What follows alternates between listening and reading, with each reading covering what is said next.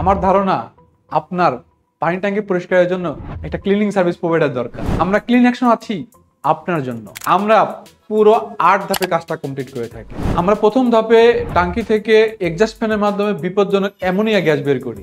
দ্বিতীয় ধাপে আমরা সাবমার্সিবল পাম্পের মাধ্যমে সম্পূর্ণ ট্যাঙ্কিটা খালি করে ফেলি। তৃতীয় ধাপে আমরা সম্পূর্ণ ট্যাঙ্কিতে হাইড্রোজেন পারঅক্সাইড কেমিক্যাল ছিটিয়ে দিই। এখন আপনার প্রশ্ন থাকতে পারে, এই কেমিক্যালটি কোনো স্বাস্থ্য ঝুঁকি আছে কিনা? উত্তর হলো না।